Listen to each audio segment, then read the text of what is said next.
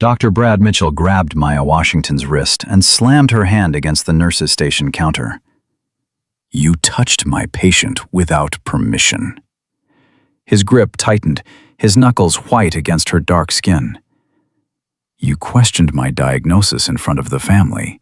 You made me look incompetent." Maya didn't pull away. She stood perfectly still, her eyes locked on the floor, her breathing controlled. Karen Davidson stepped closer, phone already out, filming.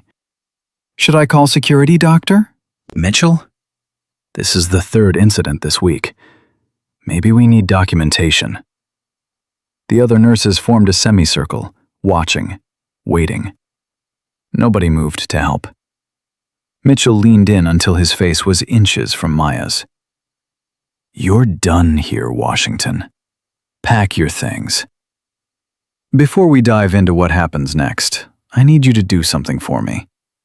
Hit that subscribe button right now, because this story is going to take you places you won't believe, and I promise you'll want to see how this ends. Drop a comment telling me what city you're watching from so I can see how far Maya's story travels. Trust me, you're not ready for what's coming. "Let go of my arm, doctor." Maya's voice cut through the emergency room like a scalpel. Not loud, not aggressive, just absolutely certain. Mitchell's eyes widened. "Excuse me?" "You're cutting off circulation. Let go of my arm." Karen stopped filming. "Maya, you need to apologize to Dr. Mitchell right now." "For what?" Maya looked up for the first time, and something in her eyes made Mitchell's hand open reflexively. "For correctly identifying that his post-op patient has a fever of 100.2 and an abdomen rigid enough to bounce a quarter off?" "The patient is fine," Mitchell snapped, but his voice had lost some of its certainty. "The patient has peritonitis," Maya said. "Early stage, maybe 6 hours in. His white count this morning was 15,000. Want to bet it's 20,000 now?" "You don't order labs," Karen said. "You don't diagnose. You're a nurse, Maya. Start acting like one." "I am acting like one," Maya replied. "A good one." Mitchell's face turned crimson. "Get out. Get out of my ER right now." "Your ER?" Maya almost smiled. "Last I checked, this hospital belongs to the patients." "I'm calling Dr. Williams," Karen said, already dialing. "Call her," Maya said. She turned to walk away, then stopped. "But maybe check on Tyler Ramos first. Bay 4. See if I'm wrong." The standoff broke when Jessica Chen ran from Bay 4, her face pale. "Dr. Mitchell, Tyler's pressure just dropped to 80/40. He's diaphoretic and his abdomen is distended." Mitchell didn't move for 3 full seconds. Then he ran. Karen grabbed Maya's shoulder. "If you're wrong about this, you're finished. And if I'm right, you're still finished. You don't embarrass doctors and keep your job." Maya pulled free and walked to the medication room. Her hands were shaking now, but not from fear, from rage, from the effort of holding back words that would end her carefully constructed invisibility. She counted morphine vials, checked expiration dates, logged everything in the system. Busy work. Mindless work. Safe work. Marcus appeared in the doorway. "Maya, everyone's talking about what just happened. You really think Tyler has peritonitis?" "Yes. How do you know?" "Because I've seen it 100 times in field hospitals where we couldn't get imaging," Maya thought. "Because I can read a body like you read a book." "Experience," she said instead. "From where? You never talk about where you worked before." "Ohio." "That's not an answer." "It's the only one you're getting." Marcus studied her face. "You're different when you're working. Like, completely different. The way you move, the way you talk. It's like you become someone else." "I need to finish inventory." "Maya, please, Marcus, just let me work." He left, and Maya sagged against the medication cart. Her phone buzzed. Another text from the unknown number. Maya, this is Admiral Thompson again. I know you don't want contact, but I need you to know that what happened in Aden wasn't your fault. The review board cleared you. Everyone cleared you, except you. Call me, please. Maya deleted the text without reading it twice. 20 minutes later, Doctor, Mitch to surgery, he said. His voice was tight, controlled. Perforated appendix, abscess formation, sepsis. I know. You were right. I know. Mitchell stepped closer. But that doesn't change anything. You don't get to diagnose patients. You don't get to question me in front of families. You don't get to make me look stupid. I didn't make you look stupid, Doctor. You did that yourself. His hand shot out. Maya caught his wrist mid-air without thinking, her grip iron hard, her reflexes faster than thought. They stood frozen, and Mitchell stared at his trapped wrist. How did you? Maya released him. Don't touch me again. Are you threatening me? I'm establishing boundaries. Karen rushed up. I saw that. Maya just assaulted Dr. Mitchell. I'm calling security right now. She grabbed my wrist, Mitchell said, but he was rubbing the spot where Maya had held him, and his voice was uncertain. After you tried to strike her, Marcus said from behind them. He held up his phone. I got it on video. All of it. Starting with you grabbing her arm at the nurse's station 40 minutes ago. The color drained from Mitchell's face. Delete that, Karen demanded. No, Marcus said. That's hospital property. Those are private medical areas. You can't film. I can film workplace harassment, Marcus interrupted, and assault, and threatening behavior. Want me to send this to Dr. Williams? Or should we skip straight to the medical board? Maya grabbed Marcus's arm. Don't. Why not? Marcus turned to her. Maya, they've been treating you like garbage for 3 months. This proves it. I don't need you to fight my battles. Then fight them yourself, Marcus's voice rose. Stop letting these people walk all over you. I don't understand why you... Because you don't know anything about me. Maya's control finally cracked. You don't know where I've been, or what I've done, or why I'm here. So stop trying to save me and delete that video. The hallway went silent. Marcus looked at her for a long moment, then nodded slowly. Okay, Maya. I'll delete it. He tapped his phone. Done. Thank you. But I don't understand you, Marcus said quietly. You just saved a kid's life. You caught something a doctor missed, and you're acting like you're the one who did something wrong. Maya didn't answer. She walked to the locker room, locked herself in a stall, and pressed her forehead against the cold metal door. Her hands were shaking violently now. She snapped the rubber band on her wrist once, twice, 10 times, until the skin was red and the pain sharp enough to ground her. She heard the locker room door open. Footsteps. Then Karen's voice. Maya, I know you're in here. Silence. Tyler's mother wants to thank you. She says you're the only one who listened to her. Maya didn't respond. Dr. Williams wants to see you in her office tomorrow at 9 a.m. Don't be late.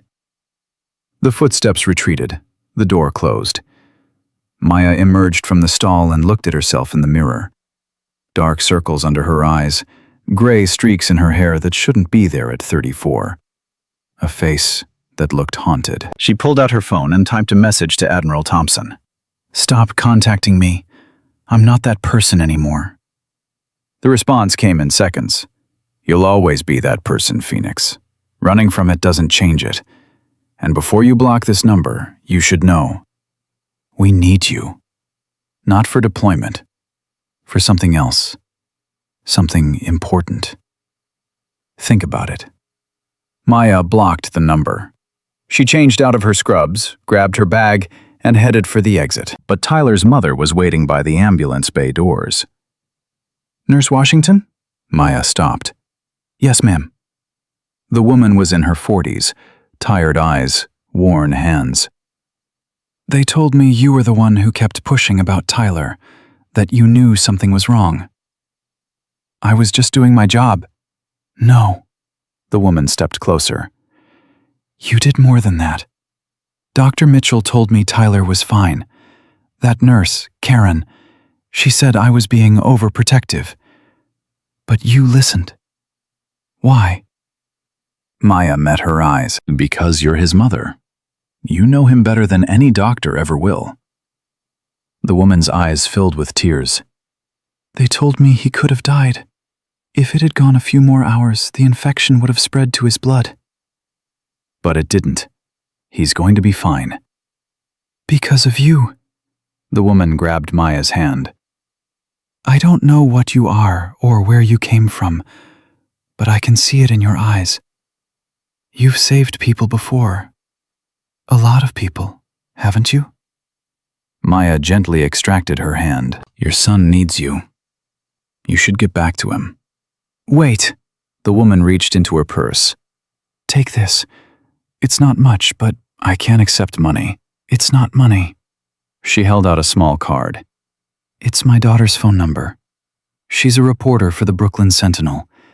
If anyone ever gives you trouble here, you call her. She eats people like Dr. Mitchell for breakfast." Maya took the card reflexively. "That's not necessary." "Maybe not. But keep it anyway." Maya drove home in silence, parked in her usual spot, climbed 3 flights to her apartment. She unlocked the door, stepped inside, and stopped. Something was wrong. Her apartment was exactly as she'd left it. Mattress on the floor, table, 2 chairs, nothing out of place. But the air felt different, disturbed. Maya moved through the space methodically, checking corners, closets, the bathroom. Nothing. Then she checked under the floorboard where she kept her box. The box was there, but it had been moved. Just slightly. Just enough for someone who'd memorized its exact position to notice. Someone had been in her apartment. Maya's heart rate spiked. She pulled out the box and opened it. The dog tags were there. The Silver Star citation. The photograph. The letter from Reaper. But there was something new. A single playing card. The Ace of Spades. And on the back, written in permanent marker, "Stop hiding, Phoenix. We're running out of time." Maya's phone rang. Unknown number. Different from Admiral Thompson's. She answered without speaking. "Hello, Maya." The voice was female, familiar, impossible. "Or should I call you Phoenix?" Maya's breath caught. "Sarah?" "It's been 18 months, Maya. We need to talk."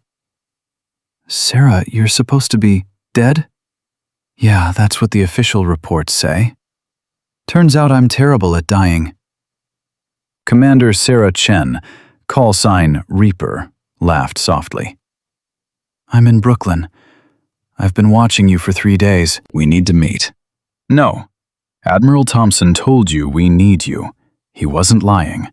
I'm done with that life." "Are you? Because from where I'm standing, you look pretty miserable in this one." "How did you get into my apartment?" "Same way I got into Taliban compounds. Lockpicks, skills, determination." Reaper paused. "Meet me. 1 hour. The coffee shop on Flatbush and Atlantic. If you don't show, I'll leave you alone. But Maya, if you don't come, people are going to die. People we could save." "That's not fair." "War isn't fair. Medicine isn't fair. Life isn't fair. But you already know that." Reaper's voice softened. 1 hour. Please." The line went dead. Maya sat on her mattress, holding the Ace of Spades, and for the first time in 18 months, she cried. When she returned to work 3 nights later, the atmosphere had shifted. Word had spread about Tyler Ramos, about how Maya had caught the complication, about how she'd stood up to Dr. Mitchell. Some nurses nodded at her respectfully. Others whispered when she passed. But Karen and Mitchell were waiting. Mitchell called her into the staff office before her shift even started. "Nurse Washington, sit." Maya remained standing. "I prefer not to." "That wasn't a request." "Then I prefer to have a witness present. Hospital policy for disciplinary meetings." Mitchell's jaw clenched. He pressed the intercom. "Karen, get in here." Karen entered, closing the door behind her.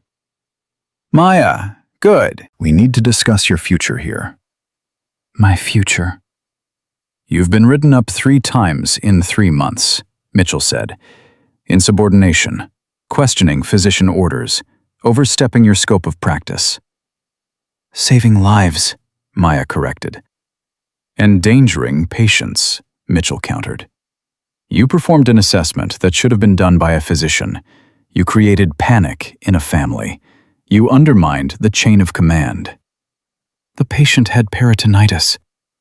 "That's not the point." "That's exactly the point." Karen stepped forward. "Maya, Dr. Mitchell is trying to help you here. We're willing to give you one more chance. But you need to understand your role. You're a nurse, not a doctor, not a diagnostician.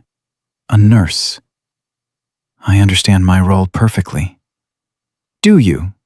Mitchell leaned back in his chair. "Because your file from your previous hospital is very thin, almost suspiciously thin. No references, no detailed employment history, just a basic credential verification from Ohio." Maya's stomach dropped. "Where exactly did you work in Ohio, Maya?" Karen asked. "Because when we called the hospital listed on your application, they had no record of a Maya Washington ever being employed there." The room went silent. "I worked at a small clinic," Maya said carefully. "Rural area. They might not have computerized records." "The clinic closed 3 years ago," Mitchell said. "We checked." "So either you're lying on your application or what? Or you're not who you say you are." Maya's hands curled into fists. "Are you accusing me of fraud?" "I'm saying your credentials don't check out," Mitchell replied. "And I'm saying that makes you a liability. So here's what's going to happen. You're going on administrative leave while we investigate, effective immediately." "You can't do that without cause." "We have cause," Karen said. "Falsified employment records." "That's grounds for immediate suspension." "And if the investigation clears me?" Mitchell smiled. "Then you can come back to work, under strict probation, with the understanding that one more incident, one more question, one more moment of insubordination, and you're gone. Permanently." Maya looked from Mitchell to Karen. They had her cornered, and they knew it. If she fought back, they'd dig deeper. They'd find the fake nursing license. They'd discover that Maya Washington didn't exist 3 years ago. "Fine," Maya said. "I'll take the leave." "Smart choice," Karen said. Maya turned to leave. "Oh, and Maya?" Mitchell called after her. "Don't bother coming to Tyler's discharge tomorrow. His family requested that you stay away. They're concerned about your instability." Maya stopped, her hand on the doorknob. "That's a lie." "Is it? His mother seemed very worried when we explained that you might have emotional problems, that you might be projecting your own issues onto patients. You told her I was unstable. We told her the truth, that you're on administrative leave pending a psychiatric evaluation." Maya spun around. "A psychiatric evaluation? You can't require that without documented incidents of erratic behavior?" Karen held up a folder. "We have 6 written complaints from staff members about your anxious demeanor, your flinching at loud noises, your inability to handle stress." "It's all here, Maya. It's all documented." Those complaints are fabricated. Prove it. Maya stared at them both, and in that moment she understood. They were going to destroy her. Not because she was incompetent, because she'd made them look bad. "I'll see you both in 2 weeks," Maya said quietly. She walked out, grabbed her bag from her locker, and left the hospital. Marcus caught up with her in the parking lot. "Maya, wait. What happened? Karen sent an email saying you're on leave." "They're investigating my credentials." "What? Why?" "Because I embarrassed Dr. Mitchell, and this is how he fights back." Marcus's face flushed with anger. "That's insane. You saved Tyler's life. You should be getting a commendation, not an investigation." "That's not how the world works, Marcus." "Then the world is messed up." He grabbed her arm gently. "Maya, let me help. I can talk to people. I can—" "No." Maya pulled away. "You've done enough. I appreciate it, but I need to handle this myself." "How?" "I don't know yet." Marcus looked at her, really looked at her, and when he spoke again, his voice was different, quieter, more serious. "Maya, who are you, really?" She met his eyes. "What do you mean?" "I mean, you move like a soldier. You think like a doctor. You react to loud noises like someone with combat PTSD. And the way you grabbed Dr. Mitchell's wrist the other day, that wasn't a nurse's reflex. That was tactical training." Maya's heart pounded. "You're imagining things." "Am I?" Marcus stepped closer. "Because I'm a Marine Corps reservist, Maya. I've been deployed twice, and I recognize the signs. You're not just a nurse hiding from a bad breakup or a malpractice suit. You're running from something bigger." "Marcus." "I'm not going to push you," he said. "But I want you to know something. Whatever you're running from, whatever you did or didn't do, you don't have to run alone." Before Maya could respond, tires squealed in the parking lot entrance. A black SUV with tinted windows pulled up beside them, moving fast, stopping hard. The back door opened. "Get in, Maya," Sarah Reaper Chen said from the back seat. "We don't have time for this." "Who the hell is that?" Marcus demanded, stepping protectively in front of Maya. "Stand down, Marine," Reaper said, and her voice carried the unmistakable authority of an officer. "I'm Commander Sarah Chen, Naval Special Operations. I need to speak with Dr. Washington. Privately." Marcus looked at Maya. "Dr. Washington?" Maya closed her eyes. "Marcus, go back inside." "Not until you tell me what's going on." "That's an order, Corporal," Reaper said. Marcus stiffened at the use of his rank. "I'm not active duty." "But you remember how to follow orders, don't you?" Reaper smiled coldly. "Inside. Now. This is classified business." Marcus looked at Maya one more time, and she nodded. "Go. I'll be fine." He walked away slowly, looking back every few steps. Maya turned to Reaper. "You shouldn't be here." "Get in the car, Phoenix. We have a situation." "I don't do situations anymore." "This one came looking for you." Reaper held up a tablet. 3 hours ago, a patient was admitted to Harbor Medical. 16-year-old black kid named Deshaun Miller. Gunshot wound to the chest. Gang violence. He's critical. So call a trauma surgeon. Deshaun's mother specifically asked for you, said her friend told her about a nurse who saved her son, a nurse who actually listened. Maya's chest tightened. Tyler's mother. "I can't. I'm on administrative leave." "Not anymore," Reaper smiled. "Funny thing happened.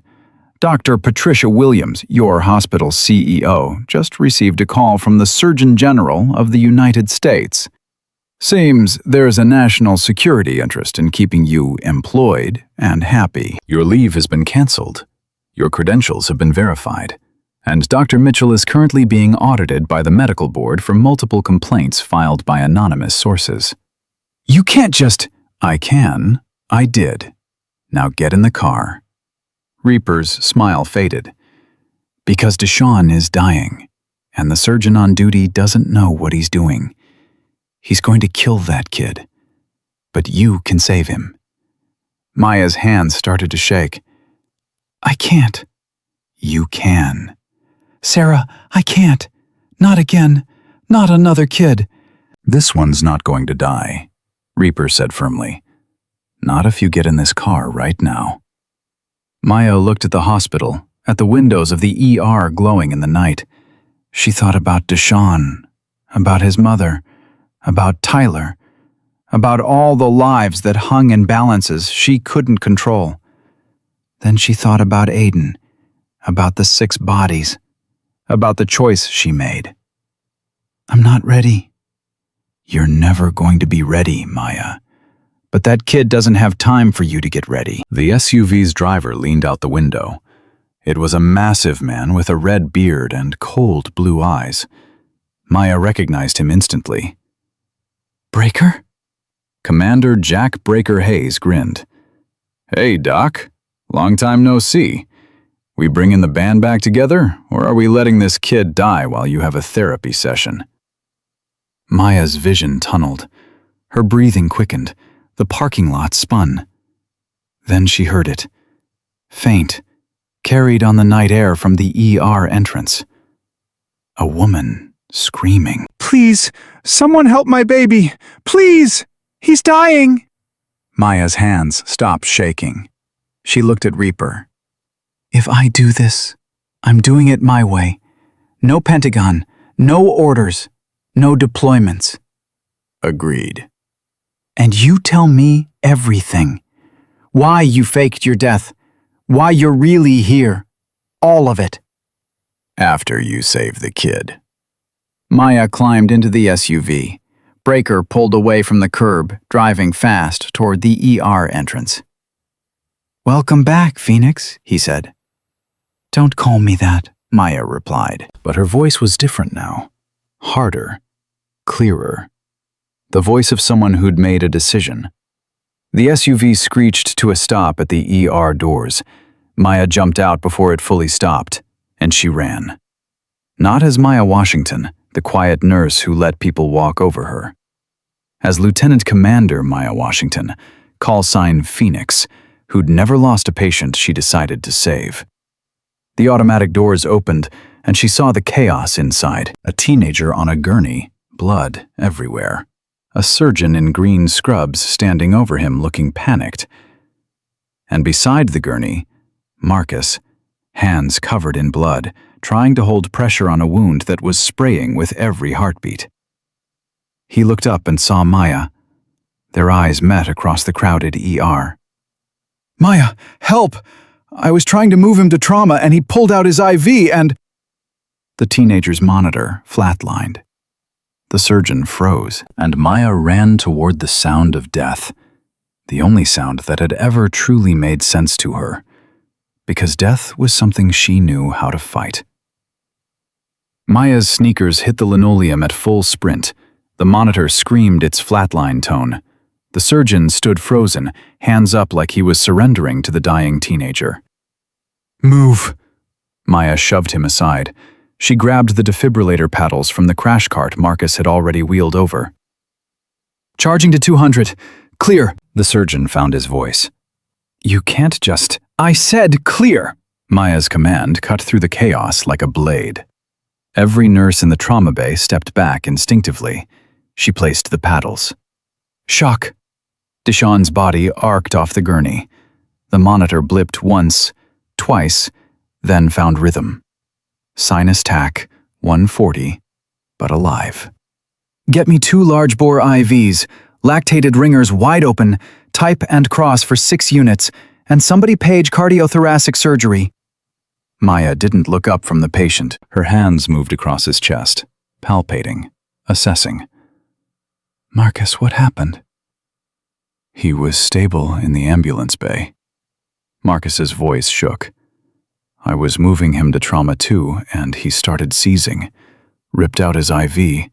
The bleeding just exploded, and... Entry wound? Maya found it herself. Left anterior chest, 4th intercostal space. Small caliber, maybe a 9mm. Exit?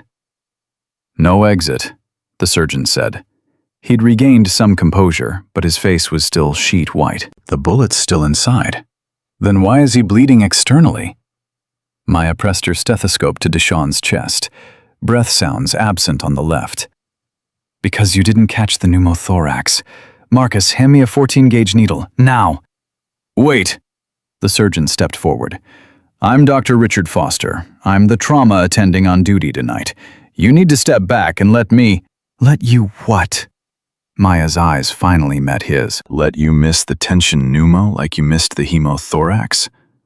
This kid has maybe 2 minutes before his mediastinum shifts and his heart stops permanently. So either help me or get out. Foster's mouth opened, closed, opened again. Who the hell are you? The person saving your patient. Maya took the needle from Marcus. Deshawn, I know you can hear me. This is going to hurt, but it's going to help you breathe. Hold still. She found the landmark, counted ribs with her fingers, and drove the needle between the 2nd and 3rd intercostal space. The hiss of escaping air was immediate. Deshawn gasped, his oxygen saturation climbing from 78 to 92 in seconds. Chest tube, Maya ordered. Size 32 French, and get me a portable X-ray. I need to see where that bullet is before it moves. Jessica Chen appeared with the chest tube kit, her hands steady despite the chaos. Maya, doctor. Williams is on her way down. Someone called her about an unauthorized medical procedure. Of course they did, Maya muttered. She prepped Deshawn's chest, injected local anesthetic, and made the incision. Blood and air rushed through the tube as she guided it into place. Suction on. The trauma bay doors slammed open. Dr. Patricia Williams, hospital CEO, swept in wearing a business suit at 3 in the morning. She took in the scene with sharp eyes that missed nothing. Nurse Washington? Williams's voice was controlled, but barely. Explain why you're performing a surgical procedure while on administrative leave. Maya didn't pause in securing the chest tube. I was reinstated 1 hour ago. Call the Surgeon General's office if you need confirmation. Williams blinked. The Surgeon General? That would be me, Reaper said from the doorway. She'd changed from tactical gear into navy dress blues, ribbons and medals covering her chest. Commander Sarah Chen, Naval Special Warfare. Dr. Williams, we need to talk. Privately. Commander, I don't know what authority you think you have here, but National Security Authority. Reaper held up a tablet. This patient is connected to an ongoing federal investigation. Dr. Washington is a material witness and essential medical personnel. She stays on this case. Foster found his courage. This is insane. You can't just storm into a civilian hospital and... Actually, I can. Reaper smiled without warmth. Title 10 USC. Read it sometime. Deshawn's mother burst through the crowd. She was young, maybe 35, with braided hair and eyes wild with terror. Where's my son? They said he was shot. They said he's dying. Ma'am, I'm Dr. Washington. Maya's voice softened instantly. Deshawn is stable. He's going to need surgery to remove the bullet, but he's breathing on his own now. He's strong. You're the one. The woman grabbed Maya's hand. My friend Carla, Tyler's mom. She told me about you. She said you were the only one who listened. Please, please don't let my baby die. What's your name? Maya asked gently. Jasmine. Jasmine Miller. Jasmine, I need you to do something for me. I need you to be strong for Deshawn, because he's going to need you when he wakes up. Can you do that? Jasmine nodded, tears streaming. Yes. Yes, I can. Good. Maya squeezed her hand. Now, I need you to step outside while we work. Marcus will stay with you. Marcus guided Jasmine out, and Maya turned back to Deshawn. The portable X-ray arrived. She studied the image, with Foster looking over her shoulder. The bullet's lodged against the descending aorta, Foster said quietly. That's a surgical nightmare. We need to transport him to a Level 1 trauma center with cardiac surgery capability. We are a Level 1 trauma center, Williams interjected. We have cardiac surgery. Not at 3 a.m. we don't, Foster shook his head. Dr. Brennan is on call, but he's 40 minutes away. This kid might not have 40 minutes. Maya stared at the X-ray. The bullet was positioned exactly where she'd seen bullets positioned before, in field hospitals in Helmand Province, in bombed-out clinics in Mosul. She knew this injury. She'd operated on this injury. But that was when she was a surgeon, when she had authority, when she had a team she trusted. Call Dr. Brennan, Maya said. Tell him to get here as fast as he can. Reaper appeared at her elbow. Phoenix, we need to talk, now. I'm busy. It's about why we're really here. Reaper lowered her voice. It's not just about Deshawn. Maya looked at her sharply. What does that mean? Conference room, 2 minutes. Breaker's waiting. Maya delegated Deshawn's monitoring to Jessica and followed Reaper down the hall to a small conference room. Breaker was inside, along with a man Maya didn't recognize. He was older, 50s, with steel gray hair and the bearing of someone who'd spent decades in uniform. Dr. Washington, the man said. I'm Admiral James Thompson, Ghost. We've never met in person, but I've read your file approximately 60 times. Maya's stomach dropped. Admiral. Sit down, Maya, Ghost said. It wasn't a request. She sat. Reaper and Breaker flanked the door like sentries. Deshawn Miller isn't random, Ghost began. His father is Marcus Miller Sr. Does that name mean anything to you? No. Marcus Miller was a petty officer, Navy SEAL Team 3.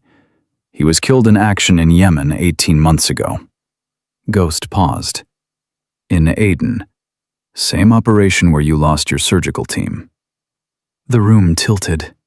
Maya gripped the edge of the table. What? Deshawn's father was one of the operators we couldn't save that day. Ghost continued. His team was ambushed during exfil. They called for medical support. You sent your surgical team because you couldn't leave your current patient. Your team walked into a kill zone. Maya couldn't breathe. I didn't know. How could you? Ghost's voice was gentle. It was classified. The whole operation was scrubbed from official records. But Maya, Deshawn's shooting tonight wasn't random gang violence. He was targeted. By who? Reaper stepped forward. By someone who knows who his father was. Someone who's been tracking families of operators from that Aden mission. 3 families have been hit in the last 6 months. We think it's retaliation. For what? We don't know yet, Breaker said. But Deshawn is the first one who survived, which means he might have seen something, heard something. We need him alive. Maya stood up. You used him as bait. You let a 16-year-old kid get shot to draw out whoever's doing this. No. Ghost's voice hardened. We didn't know they'd hit him tonight. We've had his family under surveillance for 2 weeks. Somehow they slipped through. Then you failed. Maya headed for the door. Now, if you'll excuse me, I have a patient to save. Maya, wait. Ghost stood. There's more. The person hunting these families, they have medical knowledge, surgical knowledge. They're killing these kids in ways that look like gang violence, but the wounds are precise, calculated. Maya turned slowly. You think it's someone from the teams? We think it's someone who knows how the teams operate, Reaper said. Someone with a grudge, someone who blames us for Aden. Everyone should blame us for Aiden, Maya said bitterly. 6 medics died because I made the wrong call. You made the only call you could, Ghost said.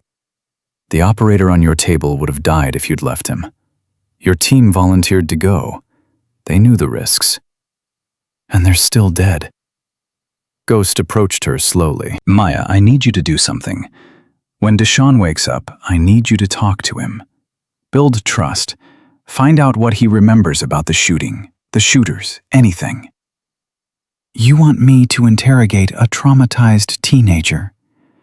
I want you to save his life and the lives of the other families being hunted. Ghost's eyes were steel. Can you do that? Before Maya could answer, the conference room door burst open. Jessica stood there, gasping. Maya, Deshaun's crashing again. His pressure's dropping, and Dr. Foster doesn't know what to do. Maya ran. She reached the trauma bay to find alarms screaming, Deshaun's blood pressure at 60/30, his heart rate dropping. What happened? Maya demanded. Foster looked panicked. I don't know. He was stable, and then just suddenly... Maya checked the chest tube. Bright red blood was pouring through it. He's bleeding into his chest. The bullet must have eroded through the aortic wall.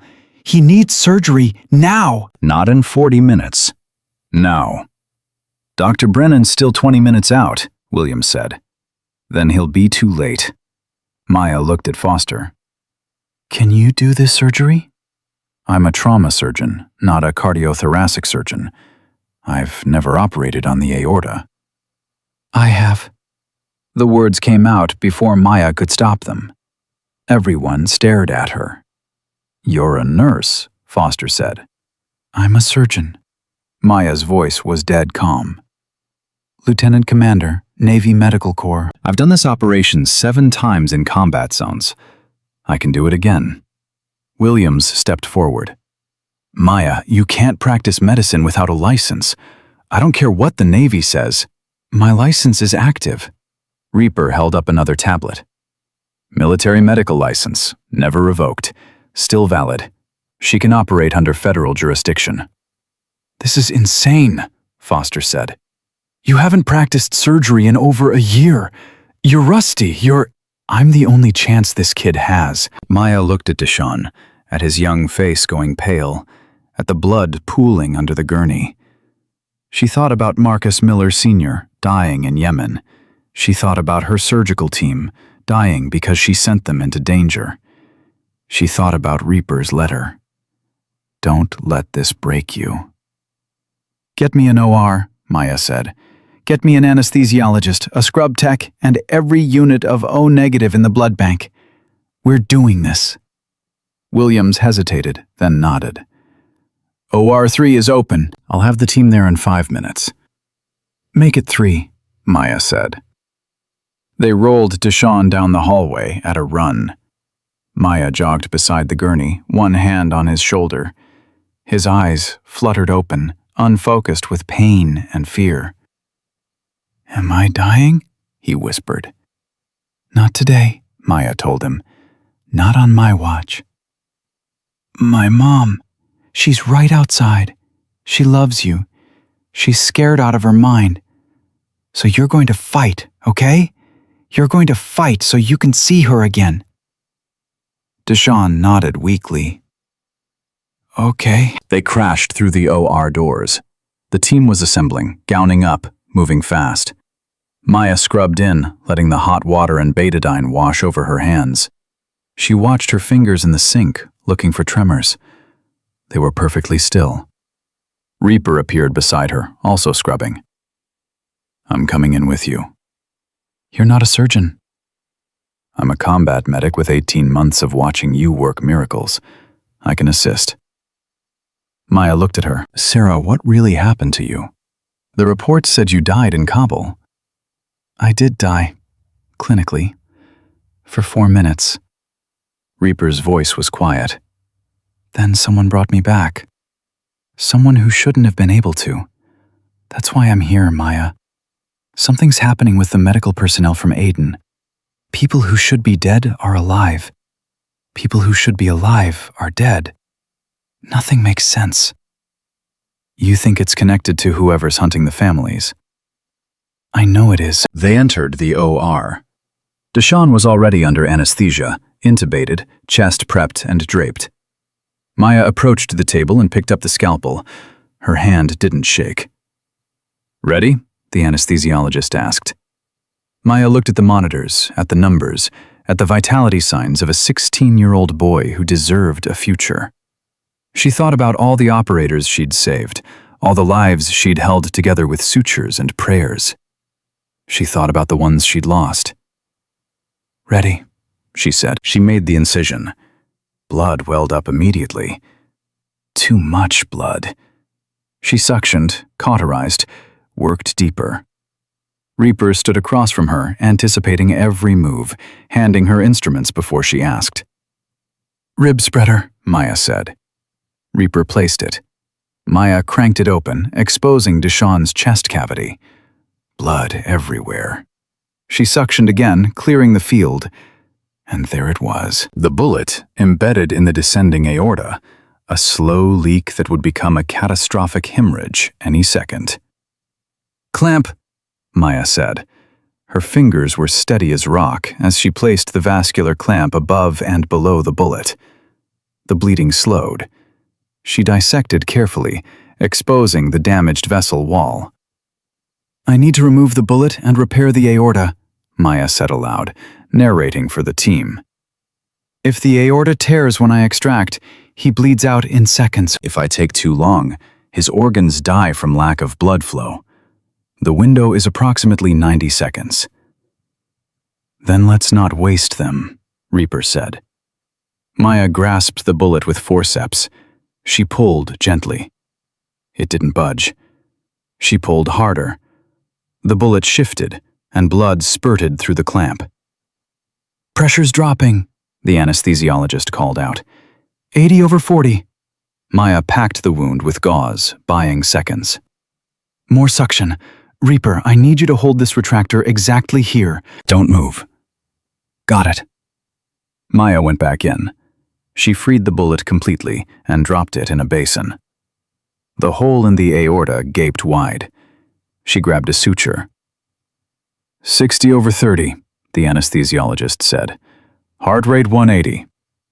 Maya's hands moved in a blur. Stitch, tie, stitch, tie. Years of muscle memory taking over. Combat surgery wasn't pretty. It was fast, functional, brutal efficiency. 40/20. "Almost there," Maya said. Final stitch, final tie. She released the clamps slowly. Blood flowed through the aorta. The repair held. "Pressure rising," the anesthesiologist said. 60/40, 70/50, 80/60. We're back." Maya stepped back from the table. Her scrubs were soaked with blood. Her arms ached. But Deshawn's heart beat strong on the monitor. "Close him up," Maya told the resident hovering in the corner. "Standard closure. Keep him intubated overnight. I want hourly neurochecks and a CT in the morning." She stripped off her gloves and walked out of the OR. In the scrub room, she leaned against the wall and closed her eyes. The door opened. Breaker stood there, still in his tactical gear. "You did good, Doc." "Did I?" Maya looked at her hands. They were shaking now, the adrenaline crash hitting hard. "I operated on a kid whose father died because of me." "His father died because war is hell," Breaker corrected. "You gave this kid a future. That counts." "Does it erase 6 deaths?" "Nothing erases death," Breaker said, "but saving lives balances the scales. That's all any of us can do." Maya's phone buzzed. A text from an unknown number. "Congratulations on saving young Deshawn, but you can't save them all, Phoenix. Some debts must be paid in blood." A friend. Her blood ran cold. She showed Breaker. His face went hard. "They're watching you. They know you operated." "How?" "Someone in this hospital is feeding them information." Maya looked through the glass window into the hallway. Nurses, doctors, orderlies moving back and forth. Any one of them could be the leak. We need to move to Sean, Maya said. Somewhere secure. Already arranged, Breaker said. Naval Hospital in Portsmouth. Medevac helicopters landing on the roof in 10 minutes. That's not enough time to stabilize him for transport. Then we transport him unstable, Breaker said. Because if we leave him here, he's dead by morning. Maya ran back into the OR. We're moving him, now. Get him on a transport ventilator and prep him for flight. The resident looked confused. Dr. Brennan just arrived. He's supposed to— Dr. Brennan can read the operative note, Maya snapped. Move. They wheeled Deshawn toward the elevators. Jasmine appeared, running alongside the gurney. Where are you taking him? Somewhere safe, Maya said. I promise. I'll take care of him. Can I come? Not yet, but soon. The elevator doors opened. Dr. Mitchell stood inside, and his face twisted when he saw Maya. Well, well, the diversity hire playing surgeon. How'd that work out? Maya ignored him, pushing the gurney into the elevator. Mitchell blocked the door. I filed a formal complaint with the medical board. Practicing without proper credentials, assault on a physician, insubordination. You're done, Washington. Or should I say, Mitchell. Or whatever your real name is. Breaker stepped between them. Move. Or what? You going to shoot me? Mitchell sneered. Breaker smiled. Don't tempt me. The doors closed on Mitchell's furious face. The elevator rose. Maya checked Deshawn's vitals. Stable. For now.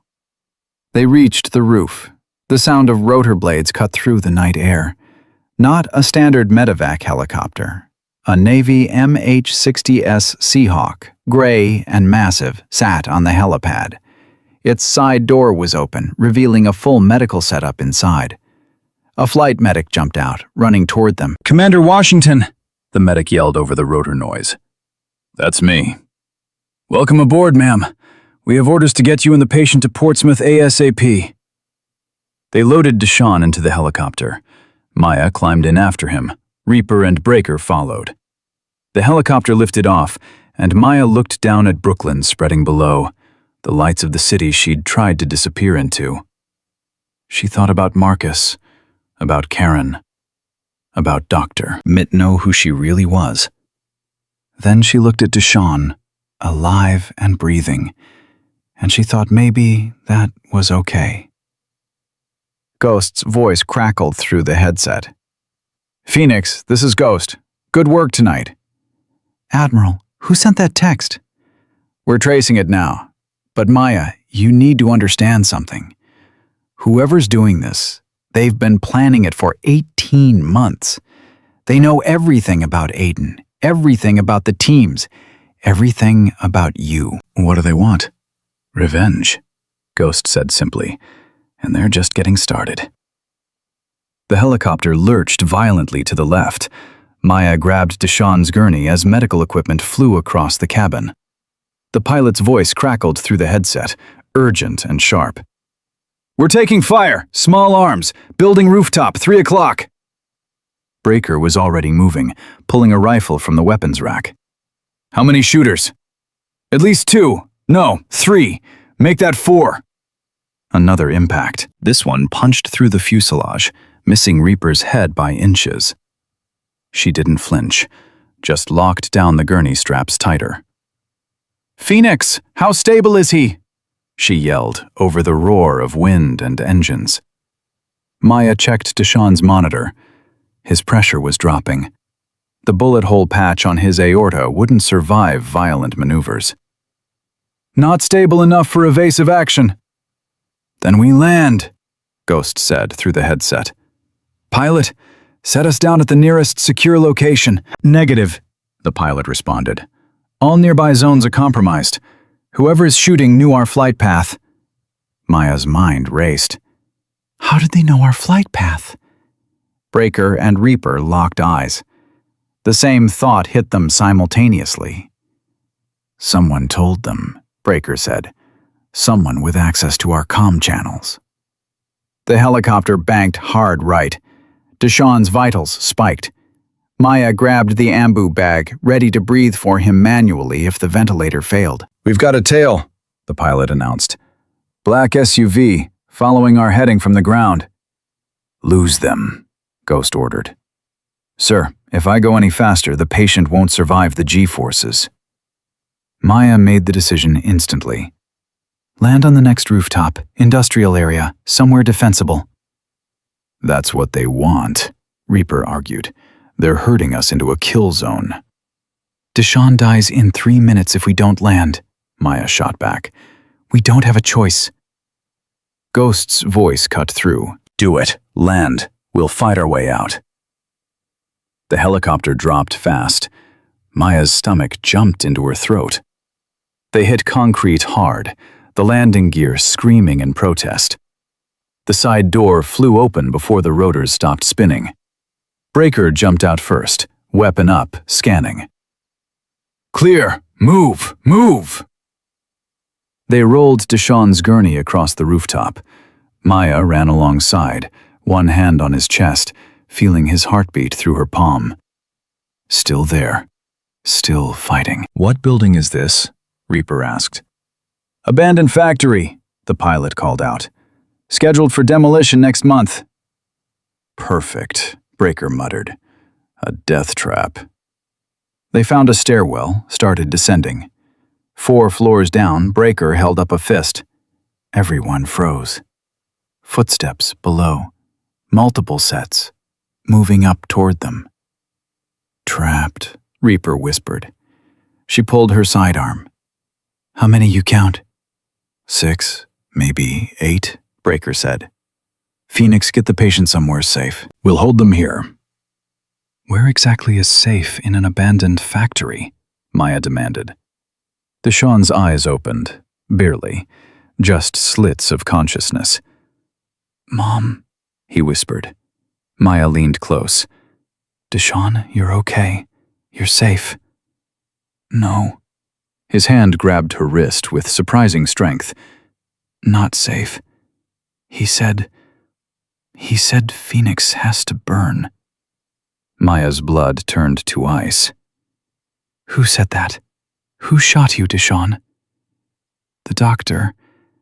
He was wearing scrubs, but not like real doctor." Deshawn's words slurred together.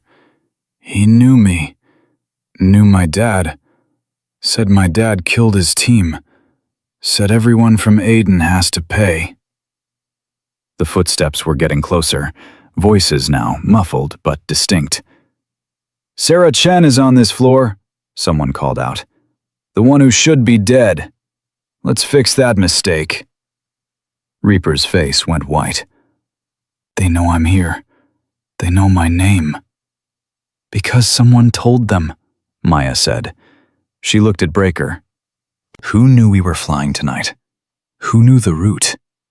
"Only the command staff," Breaker said.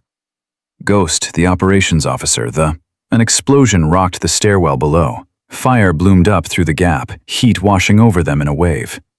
"Thermite grenade," Reaper identified. "They're cutting off our escape route." "Up," Maya decided. "Back to the roof. We call for backup." "Backup is 20 minutes out," Ghost's voice said in their ears. "Can you hold that long? Do we have a choice?"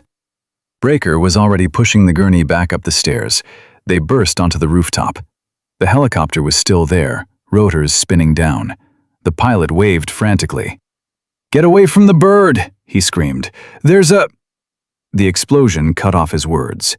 The helicopter erupted in a fireball that lit up the Brooklyn night. The blast wave threw Maya backward. She hit concrete, rolled, came up with her ears ringing and her vision blurred. Deshawn's gurney had tipped over. He lay on the rooftop, his chest tube kinked, his oxygen mask askew. Maya crawled to him, ignoring the pain in her ribs, and righted the gurney. His lips were turning blue. "Ambu bag," she gasped. "Someone give me the ambu bag." Reaper appeared beside her, blood running from a cut on her forehead. She handed Maya the bag. Maya squeezed it, forcing air into Deshawn's lungs, watching his chest rise and fall. The pilot was dead. Half the rooftop was on fire, and the stairwell door opened. 4 men in tactical gear stepped out. Not military, not police, just professional killers in black, carrying weapons too expensive for gang members. The lead man pulled off his balaclava. Maya's heart stopped. It was Dr. Foster, the trauma surgeon from Harbor Medical, the one who'd frozen during Deshawn's code. "Hello, Phoenix," Foster said. His voice was different now. No panic, no uncertainty, just cold calculation. "I've been waiting 18 months to meet you." Breaker raised his rifle. "Don't move." "Or what? You'll shoot a civilian doctor?" Foster smiled. "That would look bad on your record, Commander Hayes." "You're no doctor," Maya said. She kept squeezing the ambu bag, kept breathing for Deshawn, refused to show fear. "Who are you?" "Dr. Richard Foster is my real name," he said. "But my brother, you knew him as Sergeant David Foster, Special Forces. He died in Aden, along with 5 other men, because you sent a medical team into an active combat zone without proper security." "That mission was classified," Reaper said. "How do you know about it?" "Because my brother told me everything." Foster's smile turned savage. "Every mission, every operation. We were close, my brother and I. Twins, actually. And when he died, when I got the sanitized report that said training accident, I knew they were lying. So I dug. I found witnesses. I found records that should have been destroyed. I found the truth." Maya's hands shook on the ambu bag. "Your brother knew the risks." "My brother followed orders," Foster spat. "Orders from you. You sent 6 medics into a building that Intel said was clear. It wasn't clear. It was an ambush, and they all died because you were too busy saving some SEAL's life to verify the intel yourself. That SEAL lived because of me, and 6 others died. 6 for 1. Bad math, Phoenix." Breaker's finger tightened on the trigger. "I'm done with this conversation." "Shoot me, and my men shoot the kid," Foster said calmly. One of his men put a gun to Deshawn's head. "Your choice, Commander." Maya stopped breathing for Deshawn, stopped squeezing the bag, stood up slowly. "Take me," she said. "Let everyone else go. I'm the one you want." "Maya, no," Reaper hissed. "She's right," Foster said. "I do want her. But not just her. I want all of you. Everyone who was at Aden. Everyone who survived while good men died." "Then you've got a long list," Breaker said. "We were a 40-man operation." "Had a long list," Foster corrected. "It's getting shorter every week. 14 names crossed off so far. You'd be surprised how many special operations personnel have unfortunate accidents. Car crashes, overdoses, home invasions gone wrong." He turned to Reaper. "Sarah Chen was supposed to die in Kabul. I paid good money for that IED. Imagine my surprise when you showed up alive." Reaper's face was stone. "You killed those operators." "I avenged my brother." "You murdered innocent people." "There are no innocent people in war, Commander. You taught me that." Ghost's voice erupted in their ears. "All units, we have a situation. The person feeding Foster information is inside Portsmouth Naval Hospital. They just accessed Maya's classified file. Security is compromised." Foster heard it too. He'd been monitoring their frequency. He laughed. "Your precious Admiral Thompson thinks he's so smart," Foster said. "Setting traps, running traces. But he's chasing ghosts. My source isn't someone you'd ever suspect." "Who?" Maya demanded. Foster's smile widened. Someone who lost more at Aden than any of us. Someone who blames you even more than I do. The stairwell door burst open again. Someone new stepped onto the rooftop, and Maya's world shattered.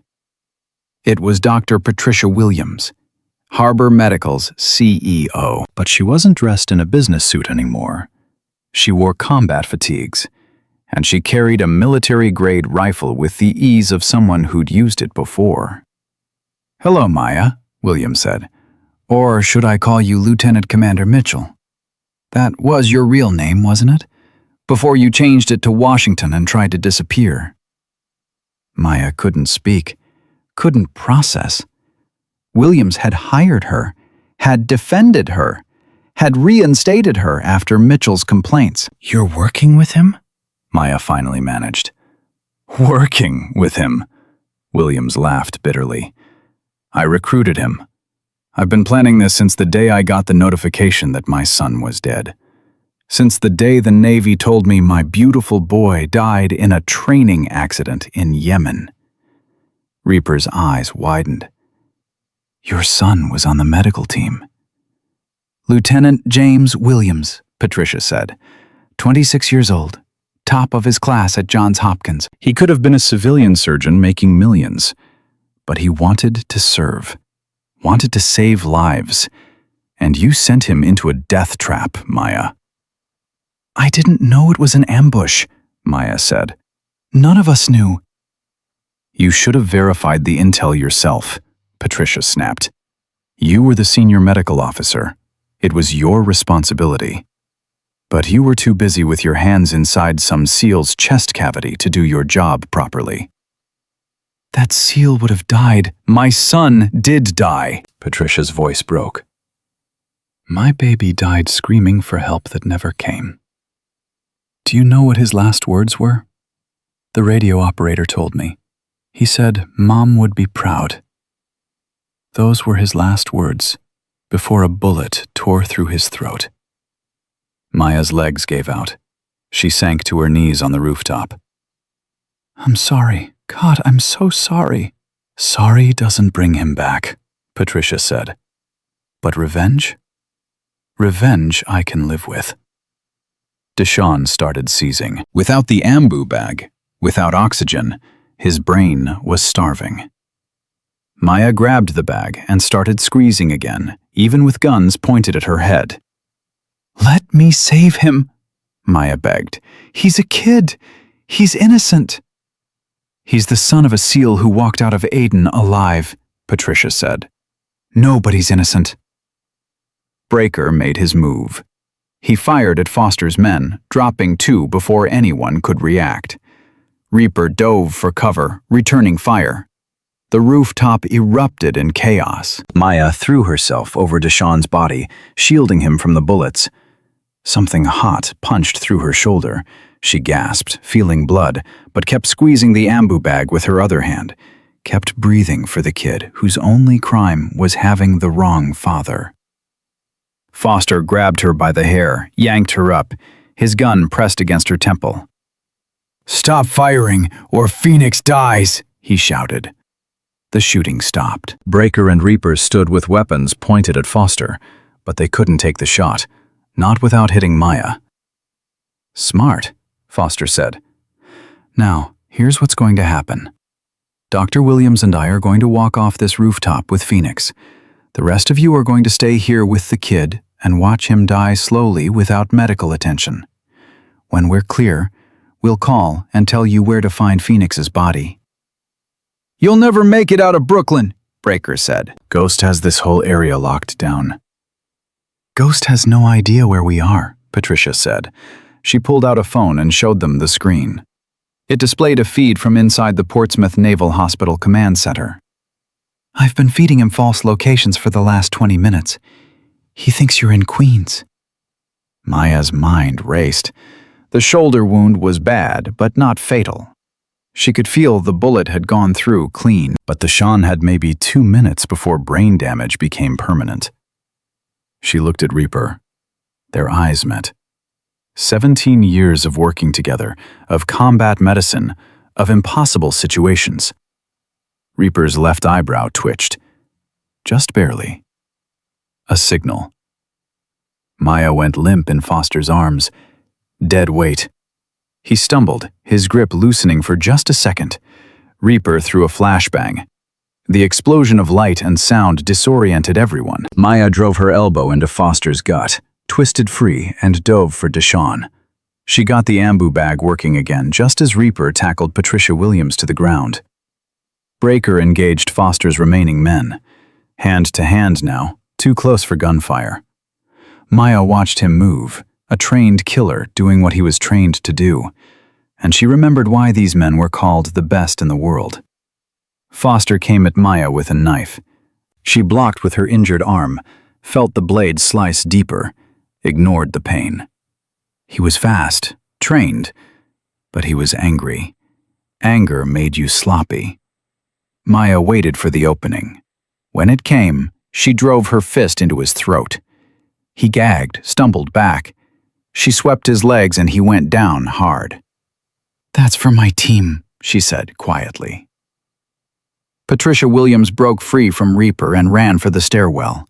Reaper chased her. Maya heard gunshots echoing down the stairs, then silence. Breaker finished the last of Foster's men and zip-tied their hands. Foster himself was unconscious, breathing but broken. "Deshawn?" Breaker asked. Maya checked his vitals. "Alive, stable, but we need a hospital now." Sirens wailed in the distance. Red and blue lights painted the buildings around them. Ghost's voice crackled through the headset, stronger now, closer. "Phoenix, status. 2 suspects in custody, 4 hostiles down, 1 escaped," Maya reported. "Deshawn critical, but stable. "I need immediate medevac." 2 minutes out, Ghost said. Maya, who escaped. Before she could answer, Reaper appeared at the stairwell door. Her face was grim. Blood covered her hands. "Patricia Williams is dead," Reaper said. "She went for her gun. I didn't have a choice." Maya looked at the woman who'd hired her, who'd given her a chance at a normal life, who'd been planning her murder the entire time. She felt numb. "Her son was on my team," Maya said to no one in particular. "Lieutenant James Williams. I remember him. He played guitar. He wanted to open a free clinic after his service ended." "Maya," Reaper started. "I sent him into that building," Maya continued. "I looked at the intel report for maybe 10 seconds. It said low threat. I didn't verify. I didn't send a security team with them. I just sent 6 medics into an ambush because I was too busy saving 1 life to protect 6 others." "You made a command decision in combat," Breaker said. "Sometimes those decisions have consequences we can't predict." "Consequences?" Maya laughed, and it sounded broken. 14 operators dead because someone wanted revenge for my consequences. How many more before it stops?" "It stops now," Ghost said. He'd arrived on the rooftop somehow, appearing like his call sign suggested. Foster was the mastermind. Williams was his inside person. With them out of play, the threat is neutralized. "You sure about that?" Maya asked. "Because Patricia had access to every classified file in the Navy database. How do we know she didn't share that information with others?" Ghost's silence was answer enough. Another helicopter appeared, this one with proper medical markings. A full trauma team jumped out before it even landed. They swarmed Deshawn, transferring him to their equipment, their gurney, their care. Maya tried to stand and nearly collapsed. The adrenaline was wearing off. The shoulder wound was worse than she'd thought. Reaper caught her. "Easy, Phoenix. You're losing blood." "I'm fine." "You're not fine. You never are." Reaper guided her to sit. "Let them treat you." A medic approached with gauze and pressure bandages. Maya pushed him away. "Deshawn first. Make sure he's stable." "Ma'am, you're the one who's—" "That's an order, Corman." The medic hesitated, then saluted and moved to Deshawn's gurney. Ghost knelt beside Maya. "You did good tonight," he said. Did I? Patricia's dead. Foster's going to prison, and for what?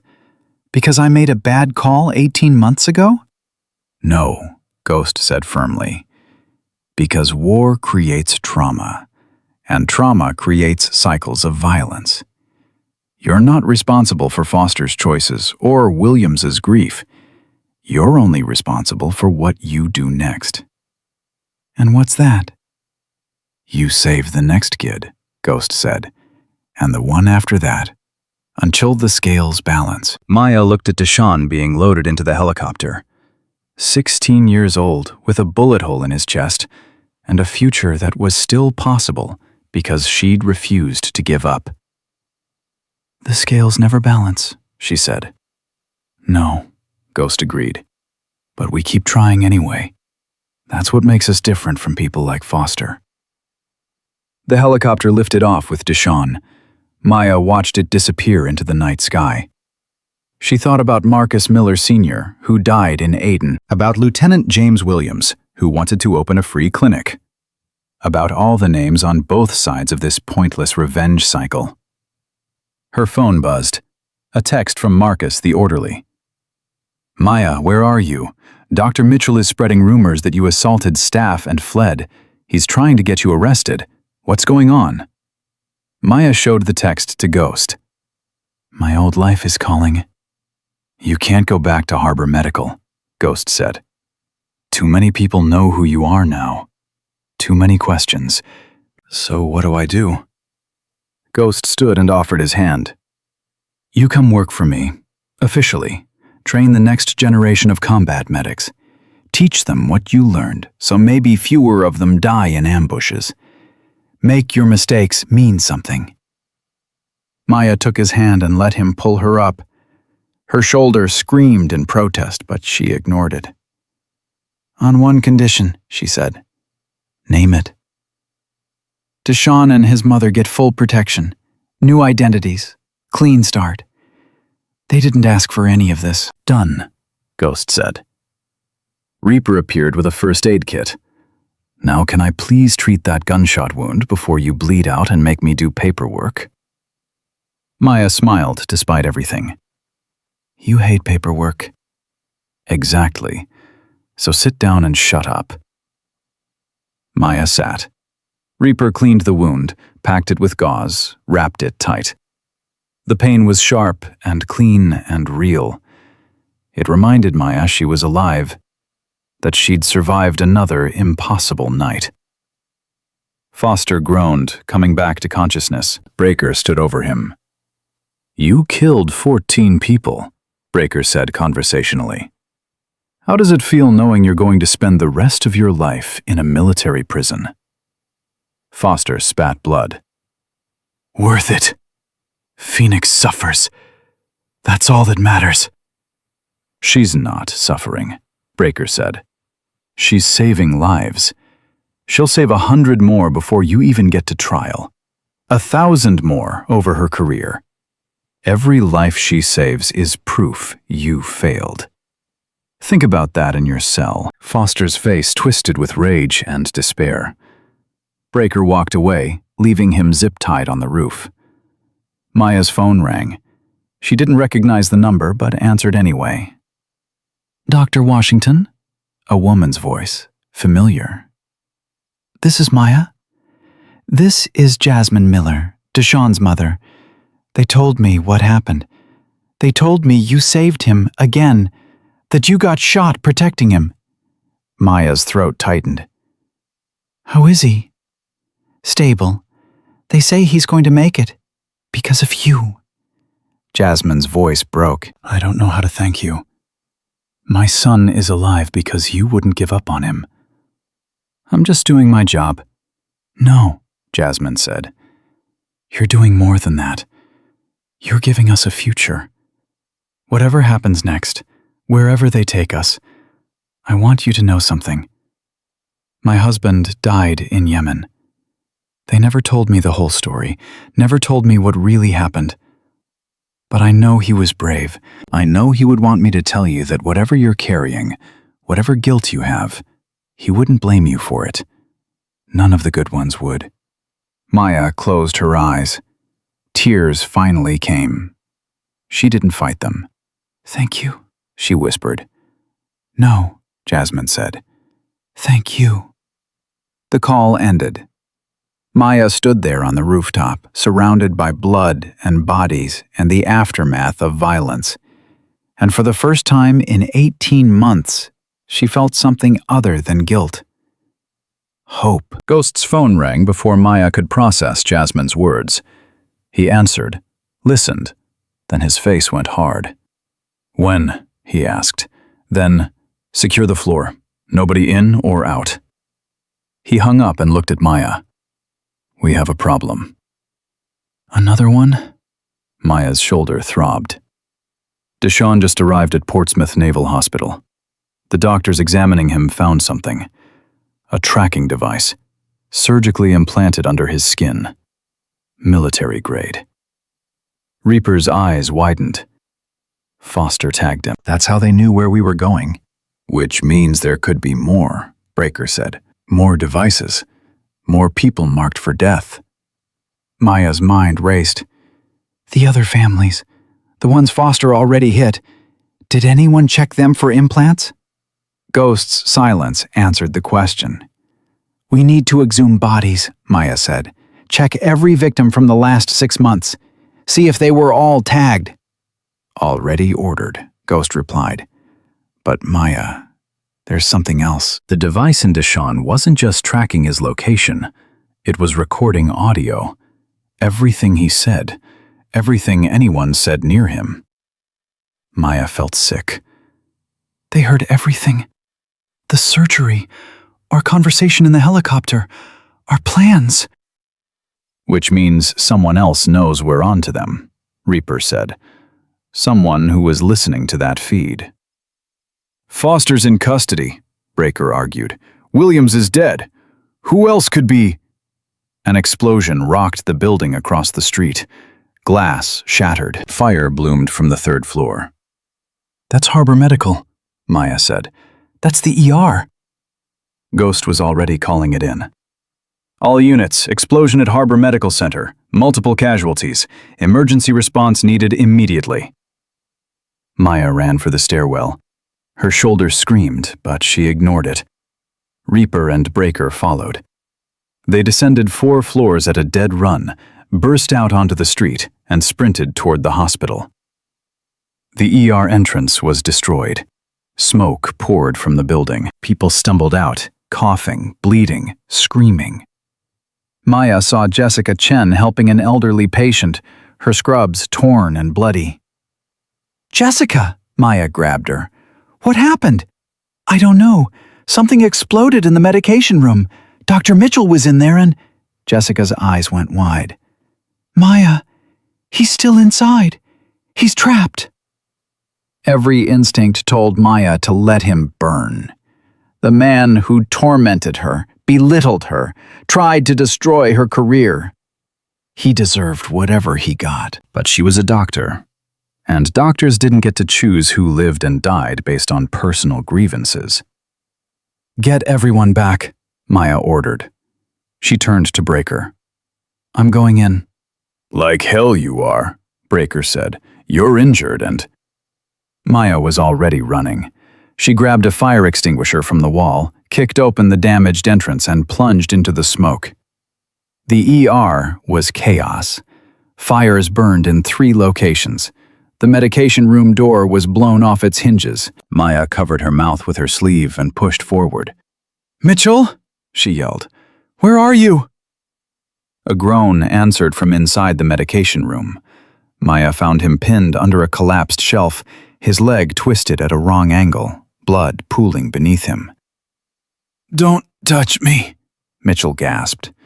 "I don't want your help." "Tough." Maya shoved the shelf off him. He screamed.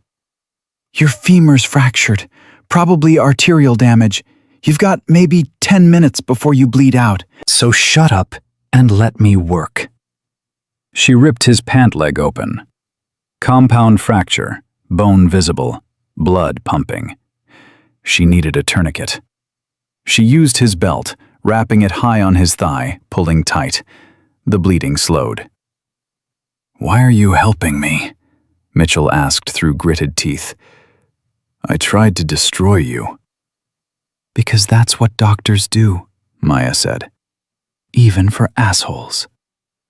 She got him standing, threw his arm over her good shoulder, and half carried him toward the exit. The smoke was thicker now.